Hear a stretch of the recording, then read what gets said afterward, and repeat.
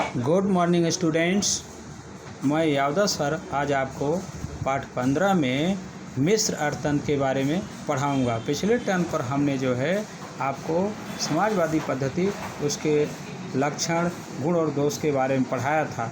तो मिस्र अर्थतंत्र बाजार पद्धति और समाजवाद पद्धति की कुछ कमियों के कारण दोनों पद्धतियों को कुछ अच्छी बातों का सुमेल साध कर, मतलब एक दूसरे में सामंजस्य स्थापित करके और मध्यम मार्ग के रूप में मिस्र अर्थतंत्र की पद्धति अस्तित्व में आई है।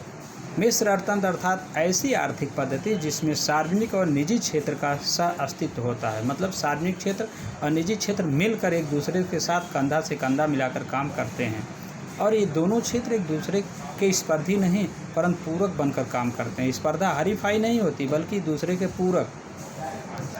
कुछ वस्तुओं का उत्पादन प्राइवेट सेक्टर से होता है और कुछ वस्तुओं का उत्पादन सरकारी क्षेत्र के उत्पादन की इकाइयाँ जो होती हैं उनसे होता है। इस पद्धति में निजी क्षेत्र में कृषि, व्यापार, विभिन्न उपयोगी माल के उद्योग आदि की मालिकी व्यक्तिगत या निजी होती है, जबकि भारी उद्योग, संरक्षण सामग्री के कारखाने, रेलवे, बिजली, मार्ग, सिंचाई आदि आधारभूत चाबी रूपी क्षेत्रों की मालिकी राज्य की होती है। इस पद्धति में बाजार संपूर्ण रूप से स्वतंत्र नहीं होता, बाजार पर सरकार का आधिपत्य होता है। सरकार द्वारा भिन्न भिन्न तरह से नियंत्रण रखे जाते हैं, जैसे कि समाज में अनिच्छनीय वस्तुओं का उत्पादन रोकने के लिए राज्य द्वारा ऊंचा कर लादा जाता है। मतलब समाज में जैसे बीड़ी है, सिगरेट है, शराब है, मौज शौक की जो चीज़ें होती हैं, भोग विलासिता की जो चीज़ें होती है, इस पर सरकार ज़्यादा से ज़्यादा टैक्स लगाती है। और इसी तरह पिछड़े क्षेत्रों में, जहाँ पिछड़ा हुआ एरिया है, वहाँ पर उद्योग धंधे शुरू करने के लिए राज्य द्वारा सब्सिडी, कर में राहत आदि प्रोत्साहन दिए जाते हैं। इस प्रकार मिस्र अर्थतंत्र एक ऐसी पद्धति है कि जिसमें आर्थिक निर्णय की प्रक्रिया में आर्थिक आयोजन का मुख्य स्थान दिया जाता है, जिसके लिए सार्वजनिक और निजी साहस का सह अस्तित्व स्वीकार किया जाता है। मतलब जो निजी क्षेत्र के उत्पादन इकाइयाँ हैं और सरकारी क्षेत्र की उत्पादन इकाइयाँ हैं, दोनों साथ साथ काम करती हैं। आर्थिक विकास के लिए दोनों इकाइयाँ काम करती हैं, प्राइवेट सेक्टर भी और सरकारी सेक्टर भी। इस पद्धति में अंकुश या नियंत्रण होने से नियंत्रित आर्थिक पद्धति के रूप में जाना जाता है, क्योंकि इस पद्धति में सरकार का नियंत्रण होता है, मनमानी नहीं कर सकते लोग। भारत, फ्रांस आदि देशों में मिस्र अर्थतंत्र पाया जाता है। आर्थिक निर्णय और उत्पादन के साधनों के बंटवारे के लिए बाजार पद्धति, समाजवादी पद्धति, मिस्र अर्थतंत्र का हमने अध्ययन किया, परंतु आज विश्व के किसी भी देश में संपूर्ण रूप से बाजार पद्धति या 100% समाजवादी पद्धति अमल में नहीं है, बल्कि ये दोनों पद्धतियाँ अपना अस्तित्व गवा करके, दोनों पद्धतियाँ अपना विशिष्ट स्वरूप खोकर मिस्र अर्थतंत्र में मिल गई हैं। दोनों को मिलाकर जिस मार्ग को अपनाया गया है उसे मिस्र अर्थतंत्र के रूप में जाना जाता है। बाजार पद्धति में आज आयोजन और राज्य का नियंत्रण देखा जाता है, जबकि समाजवादी पद्धति भी आर्थिक छूट-छाट और आर्थिक उदारता के प्रभाव देखने को मिलते हैं, परंतु मिस्र अर्थतंत्र में भी कमियां पाई जाती हैं। जिस तरह से अपने बाजार पद्धति और समाजवादी पद्धति में कमियां पाई जाती हैं, उसी तरह से इसमें भी पाई है। जैसे कि आर्थिक अस्थिरता, मतलब कभी मंदी कभी तेजी, संकलन का अभाव, इसमें सामंजस्य नहीं रहता। आर्थिक नीतियों में असत्यता, लगातार एक ही आर्थिक नीति नहीं होती है। कभी दूसरी सरकार आई, कभी एक सरकार है तो दूसरी सरकार आई। इस तरह से अर्थतंत्र में आर्थिक नीतियों में परिवर्तन लाते रहते। आर्थिक विकास का निश्चित दर, इसमें क्या होता है, आर्थिक विकास तेज़ी से नहीं होता। आदि मर्यादाएं मिस्र अर्थतंत्र में पाई जाती हैं, मतलब कमियां, सीमाएं मिस्र अर्थतंत्र में पाई जाती हैं। इनमें विद्यार्थी मित्रों, अब हम आगे इस पाठ 15 के स्वाध्याय के बारे में कुछ देखेंगे, जिनमें आप देख रहे हैं प्रश्न जो है, विकासशील अर्थतंत्र के किन्हीं 5 लक्षणों का वर्णन कीजिए। जिसमें आपको 9 लक्षण बताए गए हैं बुक में से, उनमें से कोई 5 अच्छी तरह से तैयार कर लेना है। आवश्यकताएं अमर्यादित होती हैं, समझाइए, ये भी आपके बुक में है। इसमें आवश्यकताएं मतलब व्यक्ति आवश्यकताओं का घर है, एक आवश्यकता पूरी हुई, दूसरी आवश्यकता आकर के सामने खड़ी हो जाती है। लेकिन हमारे पास जिन आवश्यकताओं को पूरा करने के साधन सुलभ हैं, उतनी ही आवश्यकता अपनी हम पूरी कर सकते हैं। तीसरा प्रश्न है, बाजार तंत्र की मर्यादाओं की चर्चा कीजिए। बाजार तंत्र में चार मर्यादाएं हैं, 4 कमियां हैं, उसके बारे में आपको लिखना है। चौथा है, मिश्र अर्थतंत्र में साधनों के बंटवारे की चर्चा कीजिए। मिश्र अर्थतंत्र में साधनों का बंटवारा 2 तरह से प्राइवेट सेक्टर को किया जाता है, सरकारी सेक्टर को।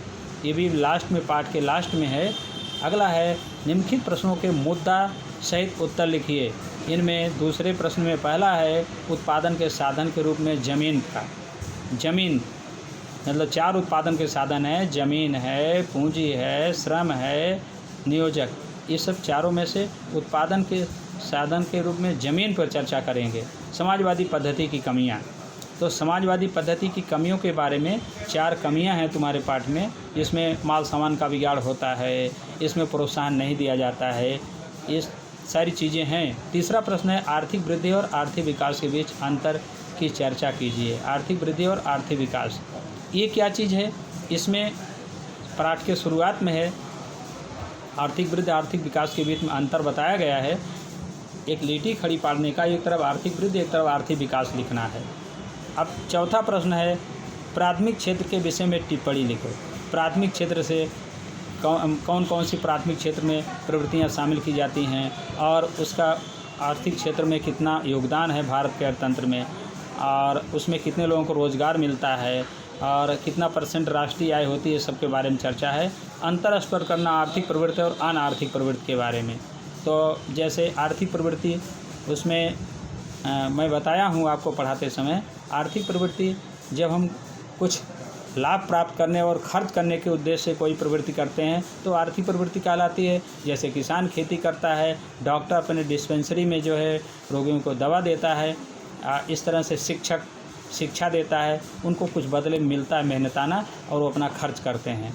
अनार्थिक प्रवृत्ति में क्या होता है, जब हम कुछ लाभ न प्राप्त करने के उद्देश्य से कोई काम करते हैं, जैसे डॉक्टर बिना रोगियों से बिना फीस लिए उनके इलाज करता है, कहीं शिविर और कैंप लगाता है, और जो नर्स होती है जो अपने घर पर रहकर अपने बच्चों का पालन पोषण करती है, तो वो अनार्थिक प्रवृत्ति कहलाती, क्योंकि उसके बदले में उसको कोई बोनस भत्ता वेतन नहीं मिलता है।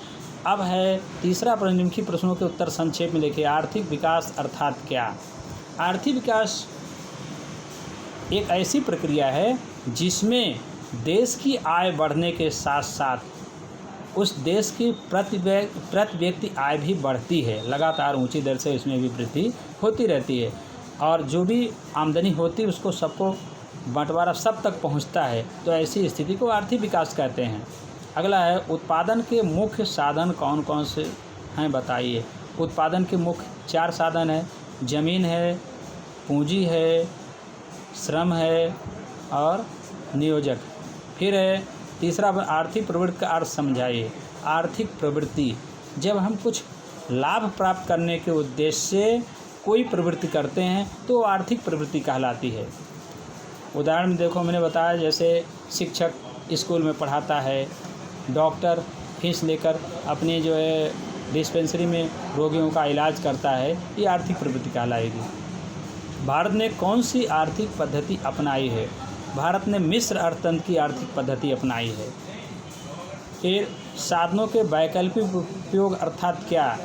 साधनों के वैकल्पिक उपयोग मतलब जो भी साधन है उसको हम कई उपयोग में ले सकते हैं, लेकिन एक साथ एक ही उपयोग में ले सकते हैं। जैसे आपके पास ज़मीन का एक टुकड़ा है, उस ज़मीन पर आप स्कूल बना सकते हो, मंदिर बना सकते हो, खेती काम कर सकते हो, घर बना सकते हो, लेकिन आप एक बार में केवल एक ही उपयोग में ले सकते हो। फिर आगे निम्नलिखित विकल्पों में से सही विकल्प चुनकर उत्तर लिखिए। आर्थिक रूप से भारत कैसा देश है?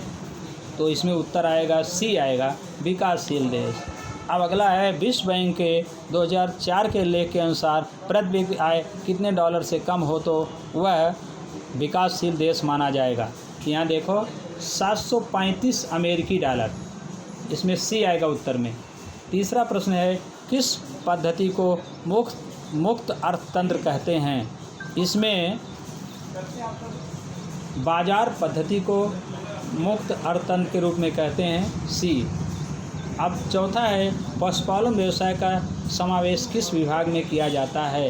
तो प्राथमिक विभाग में, क्योंकि खेती और खेती से संबंधित प्रवृत्तियाँ इनका जो है समावेश प्राथमिक क्षेत्र में किया जाता है। तो विद्यार्थी मित्रों, इस तरह से आपका पाठ पूरा ख़त्म होता है और इस स्वाध्याय को अपने नोटबुक में, जो तुम्हारा नोट की बुक बनाए हो फेयर में, कर डालने का।